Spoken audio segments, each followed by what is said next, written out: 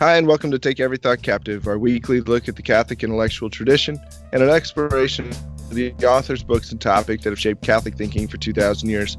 My name is Jason Gale, and I'm joined this week by Dr. Benjamin Smith, yet again, our lecturer in philosophy. And here we are again, Dr. Smith. And we are approaching Advent here. And today, what we want to kind of bring into this is a good discussion about a good book. Because Advent's a great time to pick up some extra reading, to take up some sort of spiritual exercise, to do something to prepare our souls for the coming of Christ at Christmas. And I love. So the book we're going to talk about is The Great Divorce by C.S. Lewis.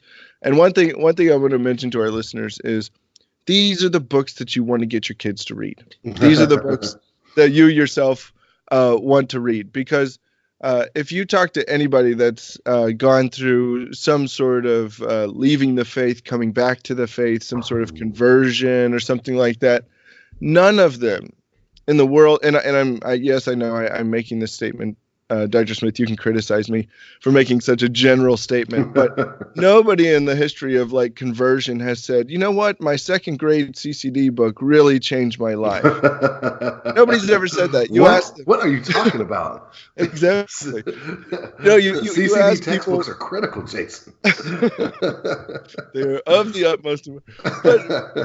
That's where like half my life revolves around CCD textbooks. But anyways, go ahead. Oh my gosh, the amount of time and effort. Good night. But you ask anybody, what are the books that made a difference in your own spiritual life, in your own spiritual journey, things like that. More often than not, people are going to say C.S. Lewis, J.R. Tolkien, Frank Sheed, Fulton Sheen. I mean, there's just any of the saints. Those are the books that people are going to say that they had an impact on their life. The Screwtape Letters is a great example of those. Yeah. And another one that we're going to talk about today is The Great Divorce. And these are the books that because they involve imagery, they involve the imagination, they involve theology, they involve philosophy, and they bring it all together very, very well for the mind to grasp and the mind and the soul to enter into. Mm-hmm. And so I just want to encourage our listeners. These are the kind of books we want to be reading ourselves, and these are the kind of books that we should, have our kids read as well, because these are the ones that are really going to challenge them in a good way, to stretch their thinking, stretch their imagination, and stuff. And so, Dr. Smith, why don't you go ahead and set us up with The Great Divorce? Maybe tell us a little bit about C.S. Lewis. Sure. I'm sure our listeners are. Know of him very well. Right. So, I won't spend too much time on C.S. Lewis, the man, because he's so well known. But just a few comments. He was most active during the middle of the 20th century. I was leading a seminar on this book recently, and one of the participants said, I can't believe how relevant this is, and was written so long ago. Of course, I'm thinking the middle of the 20th century is not that long ago. It's not even a century ago, Yeah. But anyways, our historical perspective is very small in our contemporary environment. But anyways, he's very active. He taught at both Oxford and Cambridge.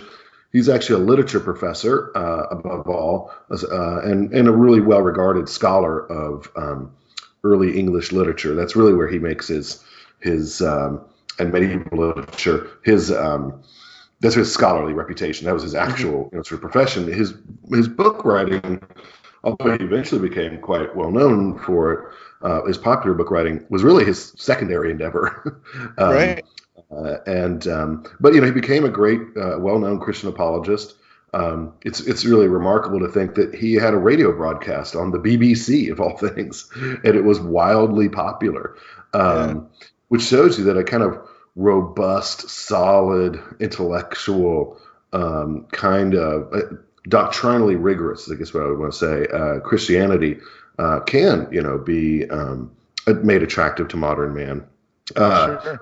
But anyways, so he's, well regarded in his own time, and I think of his various works, there's so many that I've read myself. I can't say that I've read all that Lewis has written, but I've read most of it. So, Yeah. And much of it many times, including The Great Divorce, which I think is one of his, the books. If you want to kind of know, like, it and Mere Christianity are probably the two books I use the most to say, okay, you just want, Christianity 101. Here you go.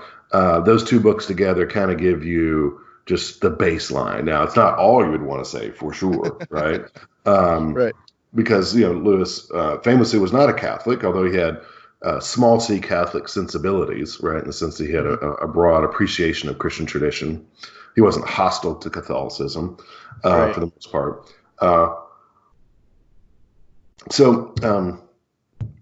He is, I think, a worthy author and a good Christian thinker.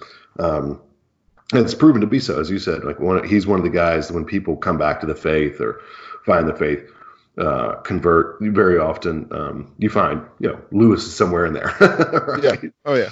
So let's. I want to start by just kind of making a couple of general comments about the Great Divorce, and then we can kind of work through some of maybe like the first third of the text. Sure. In this podcast. So one of the questions you could ask right off the bat is, what a strange title, right? The Great Divorce, right?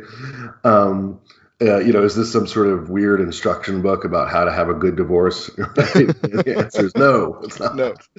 Okay. Rather, what Lewis is trying to do is he's trying to articulate a vision of heaven and hell, in which, and really sort of the Christian life and the life of sin as two radically different ways, right? Yeah. So if you go back to the first Psalm, Psalm number 1, right, we get laid out for us there the way, two ways, right? A way of life that's rooted in the law of God, and a way of foolishness, right? A way of death, right? That leads to the opposite of God, right? And that leads to destruction, to decline, all those sorts of things. And that's really what Lewis is doing here. He's articulating heaven and hell as almost kind of ways, right? There's a way of heaven and there's a way of hell. They're two different kind of paths, and they cannot coexist, right? Yeah. So that bumper sticker, coexist, just no. X. No, it cannot coexist, right? If I was to put this in a logical formula, I'd put H, like H and hell, or L, put them in parentheses and put a dash, right? Negation, right? These things cannot be had together, okay? Yeah. And really, and very importantly, you can't even have a little bit of hell with your heaven.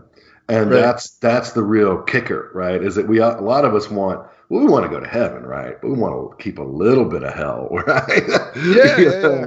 Like maybe in your pocket, kind of hidden away a little bit. That's the problem, right? So that corrupts our Christian walk. That corrupts our the life of faith, right? And so what he's developing here is that heaven and hell are opposites, that they are contraries to each other, and that the way of heaven and that the way of hell are they are divorced, right? There's an abyss, separating them. Does that make sense, Jason? Yeah, and I love this title for many reasons. It's very provocative, kind of, but to me, I mean, when I first looked at it, I was the Great Divorce I had in my head was the separation of the soul and the body. So it brought in images of death, and so I mean, I think while yes, Lewis is pointing very clearly to the great chasm between heaven and hell and how they're so different.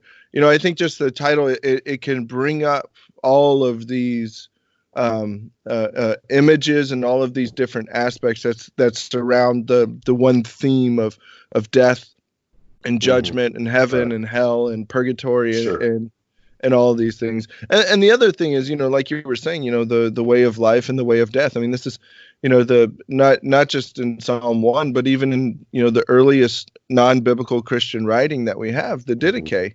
That's how the Didache is laid out, with the way of life and the way of death. Like it's, in some ways it's that simple.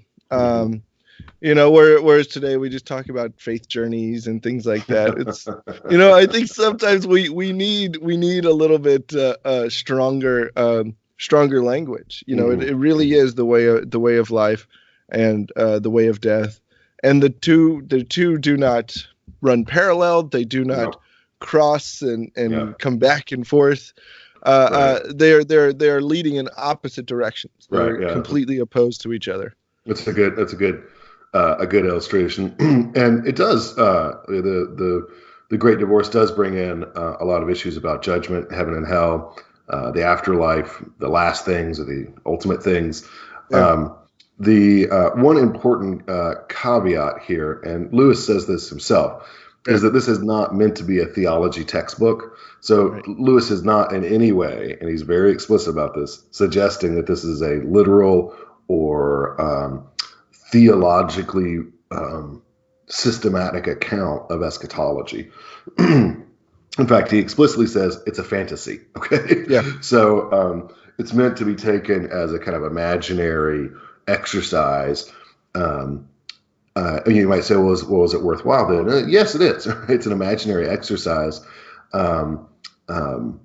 to teach us things about heaven and hell, sort of indirectly, and to teach us things about the way of heaven and the way of hell. I think Dante's Inferno, I probably have a more physical and literal view of hell than most people. But I don't think even Dante expects, his poem, right, to be taken literally in every aspect, right? Right. And yet Dante's Inferno is a great imaginary exercise in imagination and teaching us about the moral life and teaching us about hell. So it's a fantasy. It's an exercise in imagination. So what is the imaginary scene here? And the imaginary sort of setup or framework is that the souls in hell, before the final judgment comes, have an opportunity to go on vacation. Right? They can occasionally take a holiday, which I think is kind of funny, right?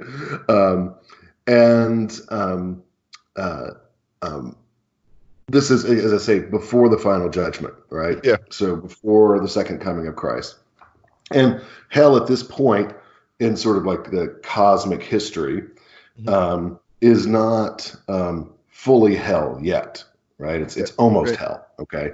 It's on the way to being full hell, but it's not fully hellish, right? If that's a word. I don't think that is a word, but maybe we'll invent one there. Now, most of the spirits there, when they go on vacation, they either decide not to go when they get the opportunity on vacation. They either decide not to go or they come back as ghosts, right? Yeah. And bother people, right? Because they can't think of anything better to do, right? So one of the really humorous, I think excellent aspects of this is how ridiculous the damned are made to look. And it's not that we're supposed to have contempt for them necessarily, but really that it kind of holds up a mirror, right? In our sinfulness, how foolish are we, right? How stupid is our pride, right? And those sorts of things. And Lewis does a great job of just showing us the absurdity of our own sinfulness. And that way, I think it's just a wonderful book, both in terms of it's being funny in a kind of harsh way, but also, it helps us to laugh at ourselves. Right. Oh yeah. And shows us, as I say, the absurdity of our own sin. But some of these folks will take a bus trip. Yeah. That is, some of the damned will take a bus trip to the outskirts of heaven. Right. And there they will have an opportunity, if they wish, to stay. Right. It's not easy to stay. There's some conditions, but they are given the opportunity to stay. And the kicker is the vast majority of them do not. Right. The vast majority of them choose to remain in hell rather than enter into heaven. Yeah, one of the funny parts is when you're talking about how C.S. Lewis just kind of he puts humor in there, and it's really great. Like one of the ones I remember is those that are from hell, and they're on the bus, and they complain about everything that the bus driver does, and they complain that he won't even look at us, and it's like, he's the bus driver. He's looking forward. Like, like they just they complain about just everything about this. Right? It's just so childish and petty. And C.S. Lewis just does a phenomenal job of bringing that in, and just in there. And going back to so they're at this bus stop, and they're waiting in line, and as the narrator's waiting there in line, you have people that have this chance, and some they make it to the line, and then they just decide to leave. And they have the ghost there trying to get them out of the line, they keep getting in fights, right? Yeah. So I mean, one of the things that's really helpful in this, and I think just an imaginary illustration, right, of sinfulness, right, and of our sinful character, and the way sin works in us, right, is in the depiction of the town hell itself. So hell is depicted as a town, and it starts off really like the first line: "I found myself at a bus stop," right, right, and as you say, right, they're in a bus stop, and what keeps happening is what happens in the town of hell in general. They keep getting in fights, right? They just can't stand it. They can't even get in line, right? Again, this is like childishness, right? They can't even stand in a bus line in a peaceable and orderly way, right? Without some sort of fight breaking out. And this is goes with the general depiction of hell. Hell is depicted as a sort of almost flat, almost endless town that's like, I think for modern sensibilities, maybe like endless strip malls, right? Yeah. And everything is like a 2-story building. Nothing's higher or lower. There's no horizon. There's no vista, right? It's depicted as, like sometimes like dusk is really beautiful. Like I love sunset, sometimes. But then there's also the ones where like it's been cloudy all day and it's kind of drizzled, but it's not even really cold. It's just kind of damp, right? And you have this kind of dismal sunset, That's kind of the depiction of this place, right? And one of the characteristics of it is that it's so empty, even though it's vast, right? It's hard to find anybody. That's not because hell is barely populated. Yes. Right? Yeah. I love that aspect. Why is the case that they can't? They don't. It's hard to find people in hell. It's because they keep fighting and they move away from each other. Right. They move to the next block. To the next block, and then they talk about other. So there are those that are so far away that if they were even trying to make it to the bus stop to get in line, it would take them light years. That's right. That's right. So very aptly, he like Napoleon, right, is in hell, and where he belonged, and he's way out on the outskirts, right? Like however anybody can. And one of the ghosts says in there that they traveled out there to see him, right? Yeah. And but that he was just walking back and forth and shouting about what Marshal Ney didn't do or what Blucher did or Wellington did, and just walking back, and just like he's obsessed still with like the failures of his own life. One of the things that's interesting about the town is you could just imagine a house and it exists, right? Mm-hmm. And so you can that's how the town keeps expanding, because people will fall out with each other and get into these kind of fights, and then they'll imagine a new town. Now, what this points to, I think, or imagine a new home, is that the way of hell, right, the way of sin, the way of death, right, is a way of isolation, right? Yeah. That is, it involves broken relationship. It involves turning in on oneself. It makes it's a way of life that makes it hard to maintain friendships and connections and relationships with others, because really of its selfishness, right? So that one of the characteristics of sin is isolation, self-centeredness, that sort of thing. I think it's a powerful image, right, of the way in which powerful and humorous of the way in which sin separates us from others. Yeah, and the town is described. It's called the Gray Town. So I mean, it's perfect. Which again, it's just such a perfect title. I mean, because you can quickly imagine that in your head. This, like you said, this town with no outstanding features, that that seems emptyless, yet it is full of people, but they're so isolated and desolate that the entire town just simply takes on this grayish tone. That's right. To everything around it. Like there's nothing shiny in it. There's nothing sparkling. There's nothing beautiful. It's just and what's funny is, throughout the story, the narrator tries to bring in like some aspects of hope, and they quickly get shot down. When he's talking about the town, he's like, "Oh, the parts I saw were so empty." Well, was that because it was once greatly populated, and now the souls have gone on, and they're like, no, no, it's not. It's because they kept fighting and they were quarrelsome, and they kept, they keep moving further away. Yeah, so he brings up, which I think it's a beautiful way that he brings the imagination into these questions that sometimes enter our minds. That, well, maybe one day hell will be emptied, and because God is love, and that's the depth of our thinking with regards to that. And so he brings in these questions, and he quickly kind of shuts them down. Now, I know, again, it's not meant to be a theological text or anything, but that doesn't mean that it is completely lacking of theological truth. Yeah, it's got a lot of theology. It's just not technical work in eschatology. Sure. But I think also, I think you're right, and Jason, what you're saying. And in addition to that, I think one of the things it highlights for us is just the lie of sin, right? That is, sin so often is depicted as glamorous, as fun, as interesting, etc.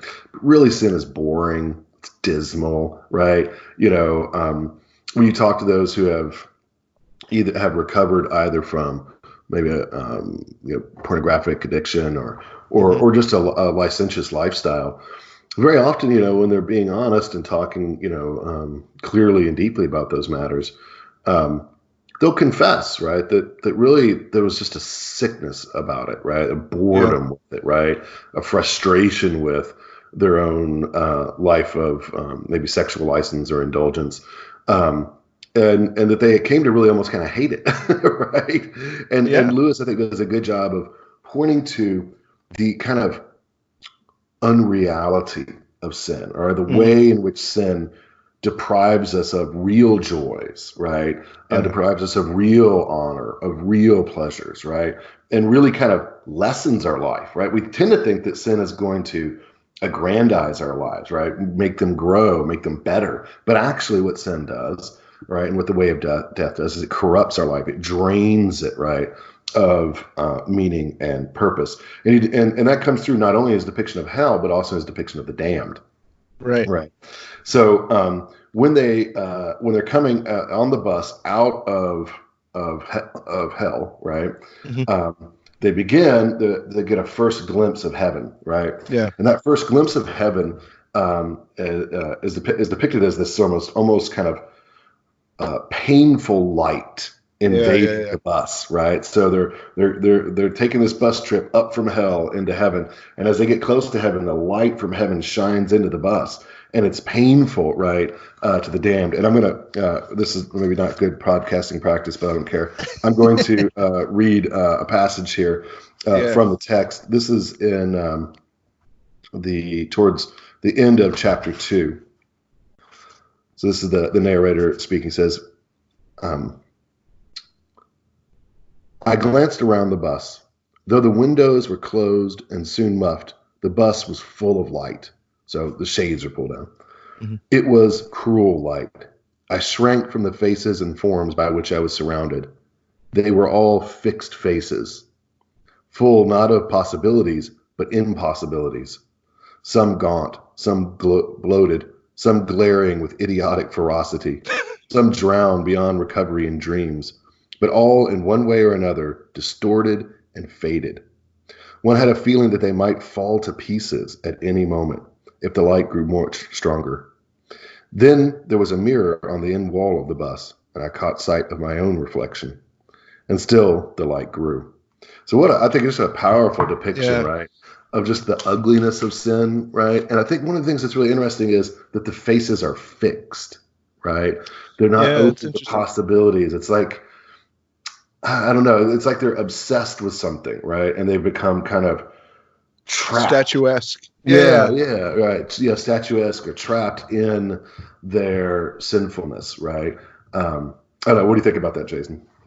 Yeah, no, the description there, it's beautiful. Some drowned beyond recovery and dreams. That's right. It's just, I mean, it's clear what Lewis is trying to say here about some of these people.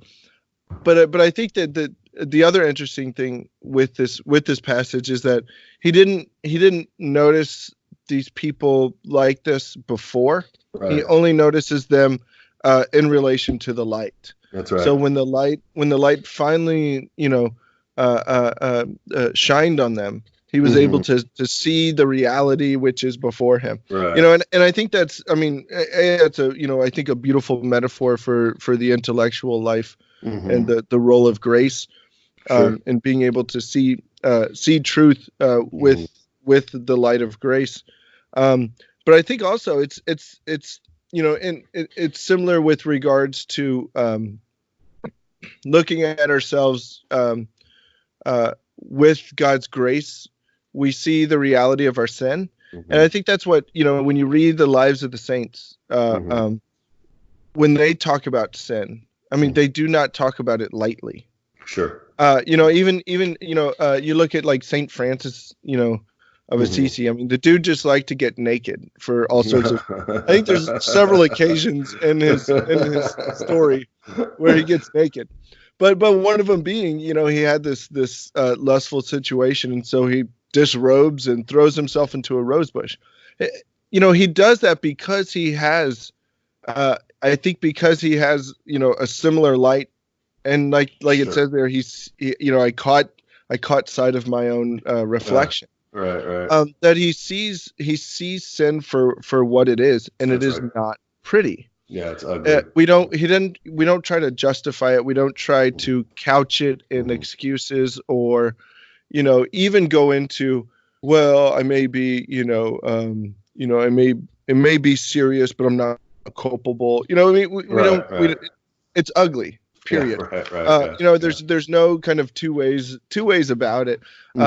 So, the clarity here, but also just, that we could see more clearly, even the bad things, even the bad things in the life. That's a good point, Jason. Just to follow up on that, I think certainly the point you're talking about is illustrating the lives of the saints. I think it's also something that we sometimes experience in reading sacred scripture.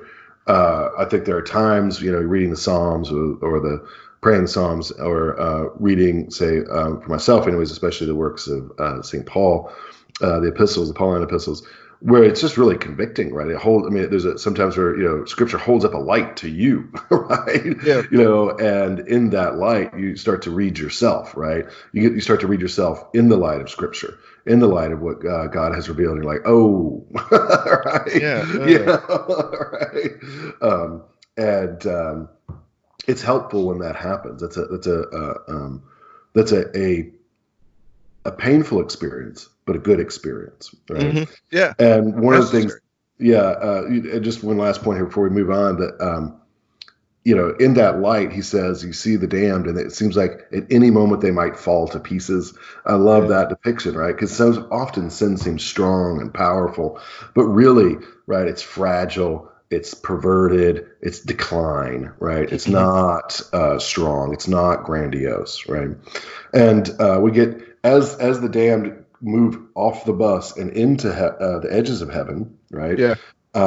Their own corruption becomes more and more evident, right? Their own decline becomes more and more evident. The edge of heaven is depicted as a beautiful kind of rolling plain, mostly grass, but with scattered woods, right?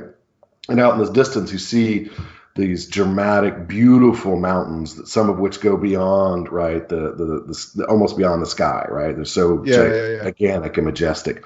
Lewis consistently likes depicting what he calls deep heaven, right? Yeah. As being mountainous, which as somebody who likes the mountains, I appreciate that.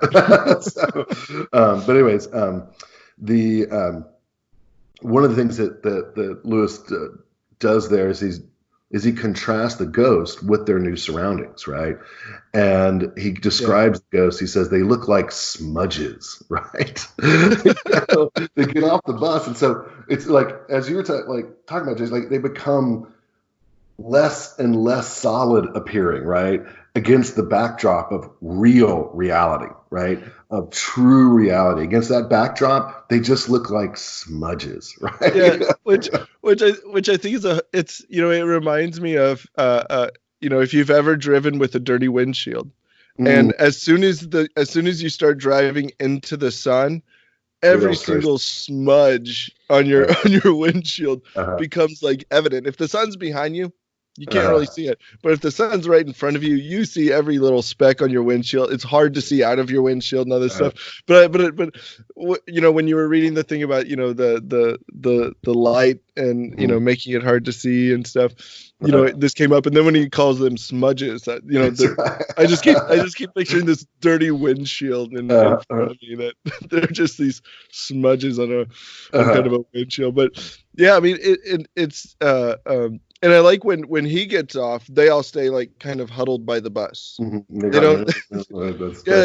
They don't know what to do. It's weird. Yeah. And so he continues to depict heaven, right? Even just the edge of heaven, as more solid and more real than anything in hell, than any of the smudges, right? Or the damned souls, right? Yeah. And so, he describes the grass as hard as rock, right? He tries to pick up like a leaf or a petal or something. I don't remember exactly what it is, but he can't lift it. It's so heavy, right? Yeah. And he comes to realize, like, oh, heaven's like this whole other kind of reality, right? And I'm going to use this phrase, true reality or real reality, as we talk about this, which sounds redundant, but what I'm trying to illustrate here, and I think what Lewis is trying to illustrate, and this is just a classical Christian theme, is that we find our true being, right? Our true flourishing in God, in the way of heaven, right? So when we deny ourselves some sin, right, it seems as if maybe I'm making my life less, but in fact, I'm not, right? Actually, my life is becoming richer, right? Because I'm growing closer to God, right?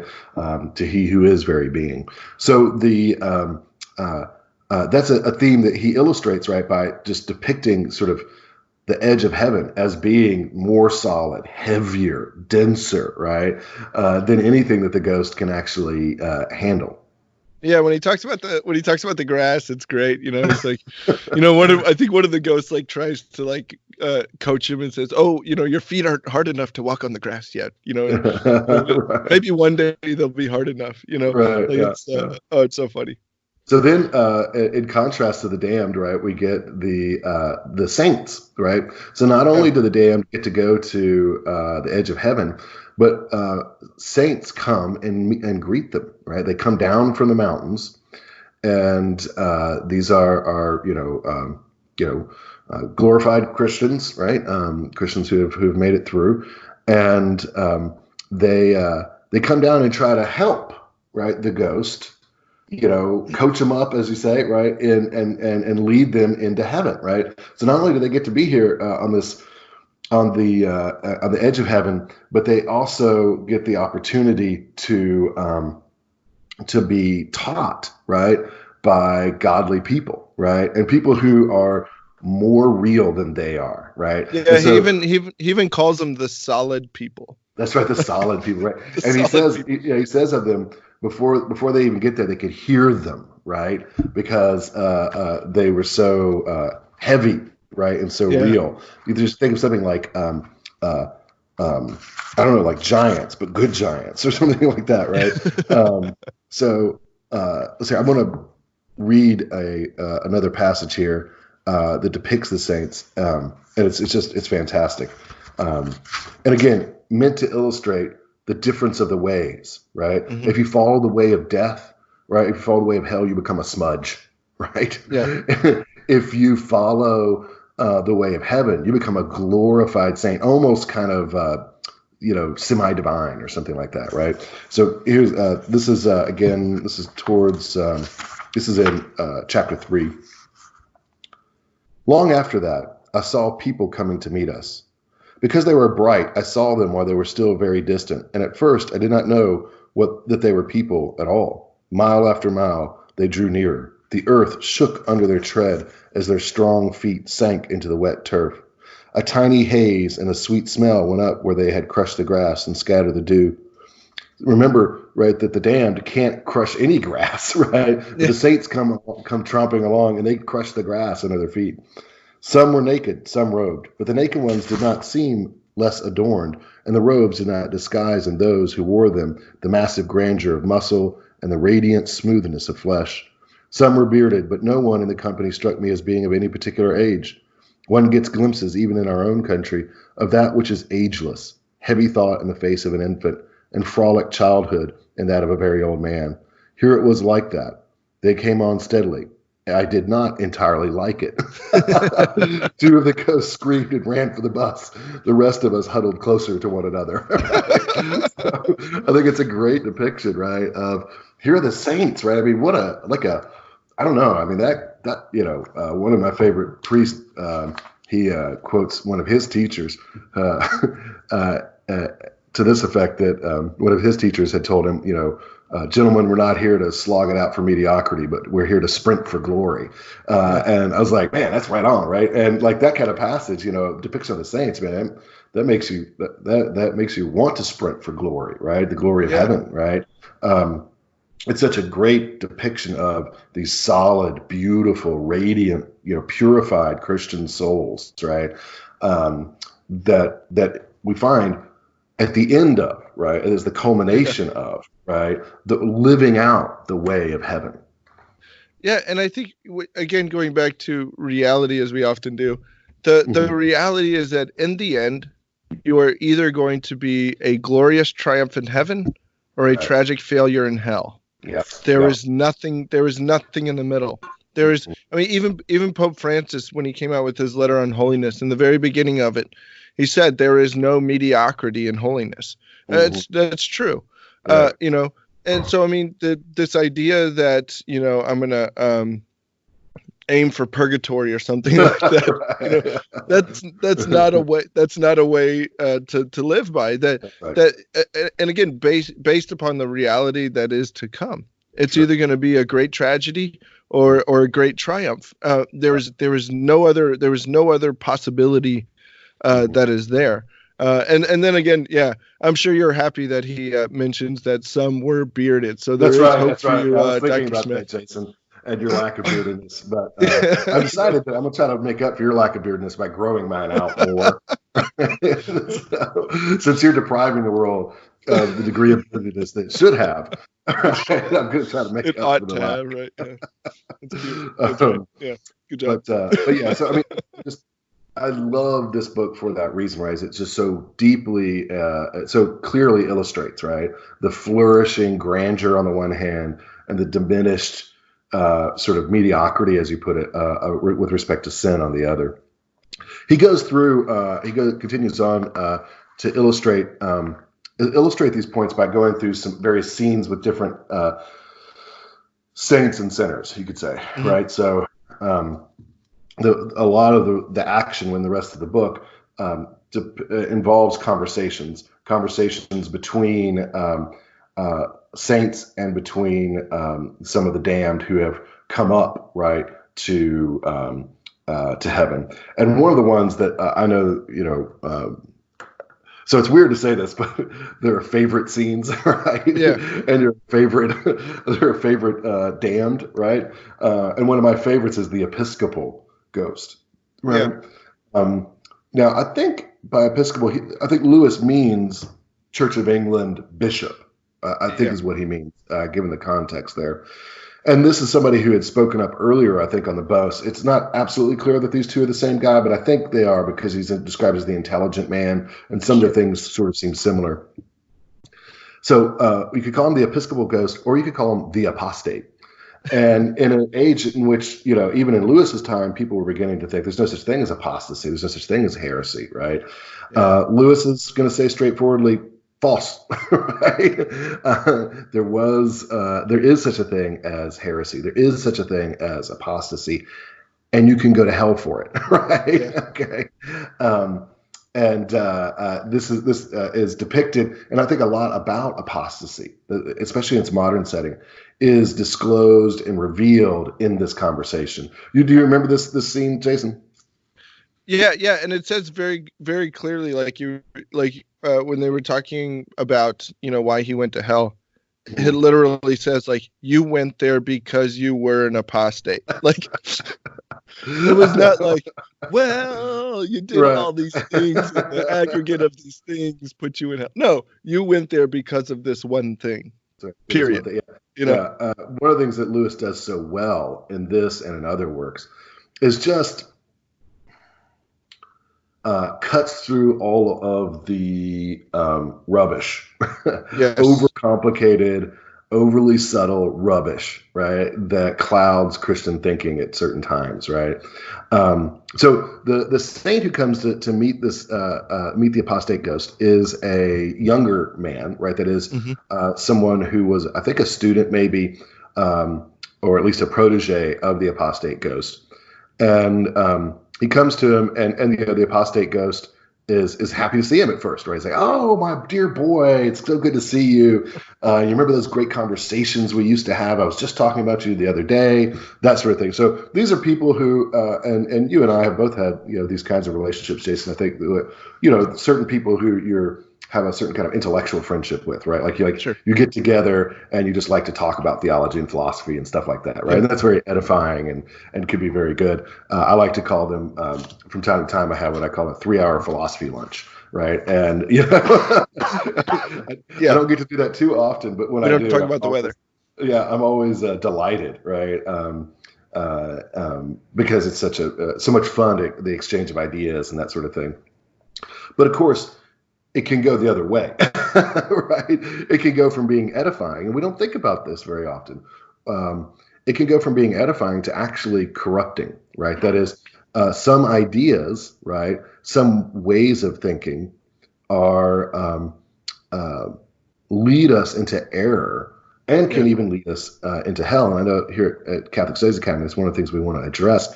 So part of the way of hell, right, involves certain corrupt ways of thinking. And part of the way of heaven involves certain healthy, right, and true and authentic ways of thinking. So at one point, the apostate ghost, after sort of talking, after greeting the saint, says, well, I guess at this point you've come to understand that some of your ideas later in life were obviously false, right? He says, my dear boy, you were almost coming to believe in a literal heaven and hell, right? Now, whenever I hear somebody say, well, I don't believe in a literal hell, I think, have you ever read C.S. Lewis? You might want to revise quickly. That's right. Right. One day you will. That's right. That's right. Yeah. It might be a surprise and not a good one. But anyway, so the apostate ghost, right? He's denying that there's a literal hell, and the saint says, "Well, where do you think you've been?" Right? And he calls it like the town of promise or something like that, the town of endless hope or something that, right? He says, "Well, it's the great. It's our hope springs eternal." He says, "I'm still I'm still seeking the kingdom." Right? And he's like, "I don't think we ever gave it." Have you ever heard that line? Right? We're all seeking for the kingdom, or we're all looking for the kingdom, right? Anyways,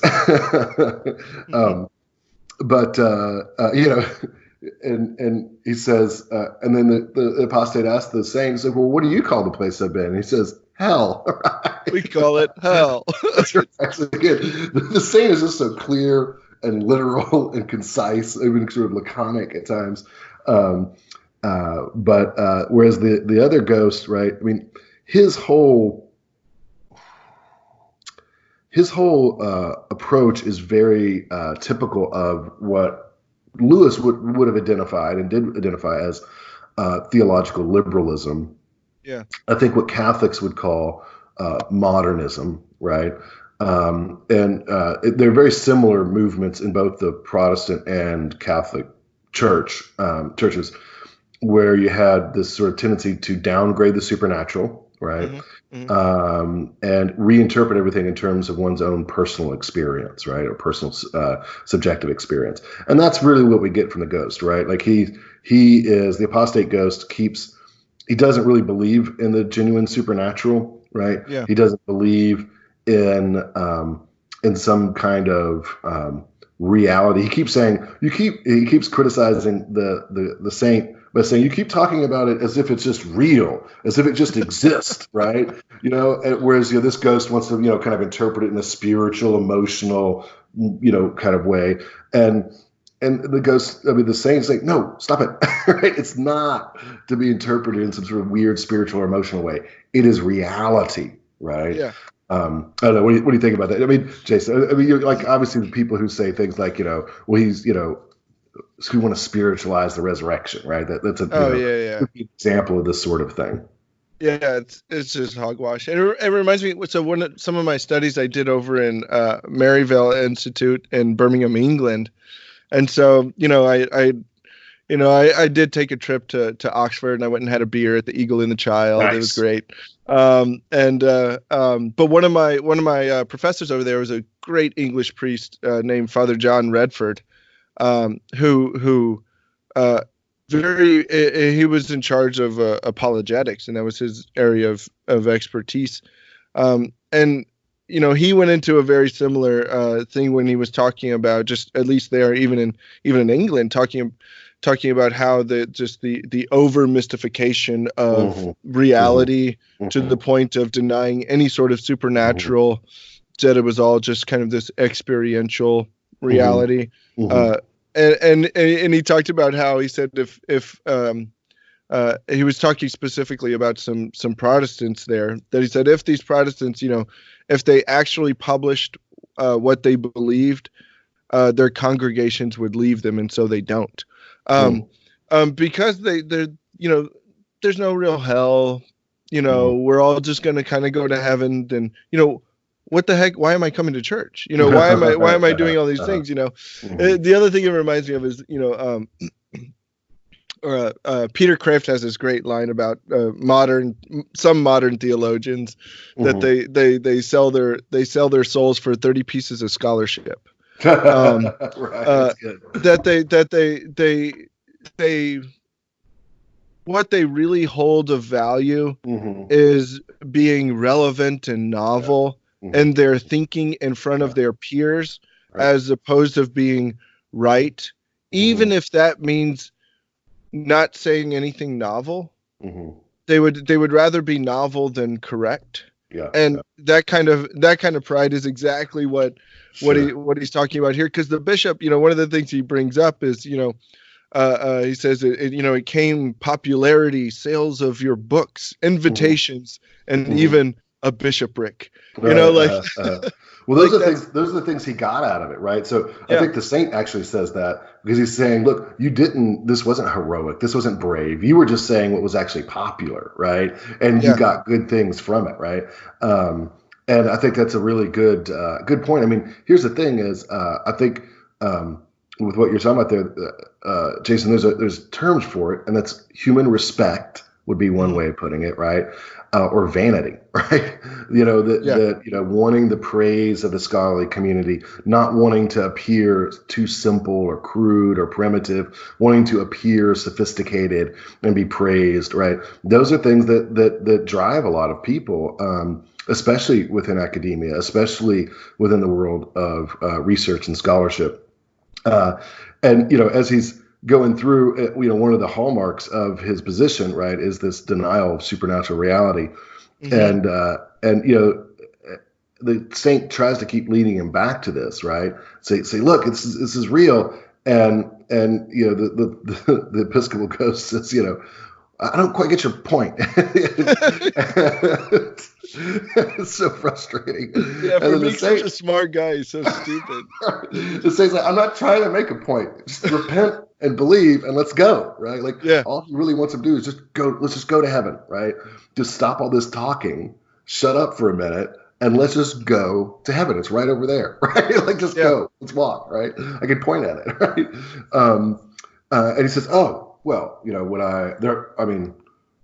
I need some conditions to be confirmed first, right? Yeah, And of yeah. course, this is his great mistake, right? He says that, I want room for the free play of the intellect, right? And the saint says, well, if you want what the intellect was made for, then you will have that, right? Richly, right? But if you don't want that, right? And that is, if you don't want the truth, then no, like you can't. In heaven, truth will be made manifest, right? There'll be maybe learning in a sense and intellectual growth, but there won't be any mystery about the nature of truth, right? About reality. This is one last passage I just want to read here, because it's so good. He says, the saint says at one point, you need to, says, listen, once you were a child, once you knew what inquiry or reason was for, there was a time when you asked questions because you wanted answers and were glad when you had found them. Become that child again. And then the ghost responds, but I put away childish things. And the saint replies, you have gone far wrong. Thirst was made for water, inquiry for truth. What you call now the free play of inquiry has neither more nor less to do with the ends for which intelligence was given you than masturbation has to do with marriage. Now, those are strong words, right?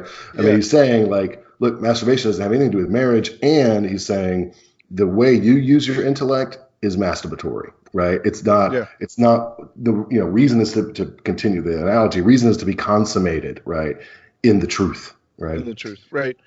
And the ghost responds, he says, if we cannot be reverent, then there is at least no need to be obscene. He goes on. He says, in any case, that question and answer conception of thought only applies to matters of fact. Religious and speculative questions are surely on a different level. Right? And the ghost says, we know nothing of religion here. We think only of Christ. We know nothing of speculation. Come and see, and I will bring you to eternal fact, the father of all other facthood. And then I'll stop here. But he says, then the ghost responds, I should object very strongly to describing God as a fact. The supreme value would surely be less inadequate description. It is hardly, do you not even believe that he exists? Exists? What do you mean? And he says, you go on, you keep acting as if he's this ready-made reality out there. The saint's like, yes, he is, right? But this is, I think, so helpful because there's so much, to be frank, kind of religious blather and theological nonsense that you encounter. That's all, and I'm sure, Jason, in your own work, you've encountered this.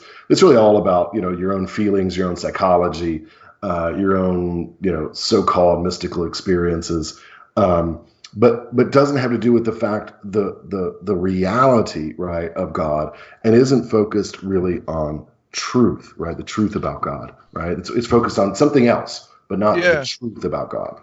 Yeah, many times it's focused on, each person in one way or the other, needs to form their own faith, as opposed to, well, no, we need to be formed by the faith, right? Yeah, exactly. We don't need to be writing our own creeds. We need to let the creed that was given to us form us. One of my favorite quotes is in this little section with regards to the bishop.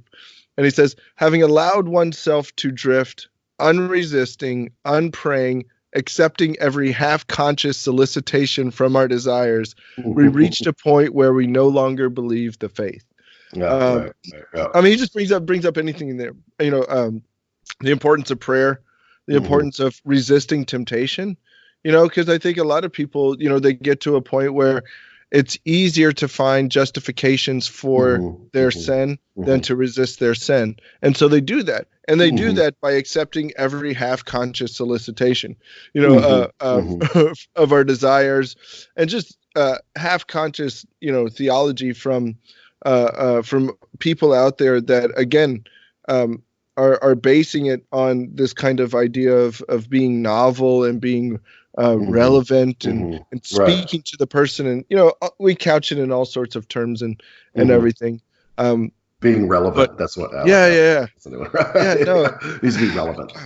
No, it needs to be right. It needs to be true, right? It needs to be true. Like, it's relevant if it's true. If it's not true, it's not relevant.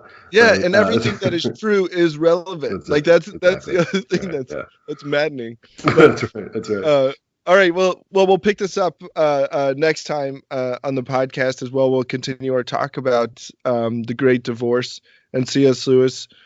In the meantime, do not allow yourself to drift. Resist sin and keep praying. Do not accept every half-conscious solicitation from your desires, and believe in the faith. Too. Yeah, and think for the sake of truth. Yeah, that's right. Yeah. Look for the real reality, the true reality. All right, friends. Well, check us out at CatholicStudiesAcademy.com. Until next time, God bless.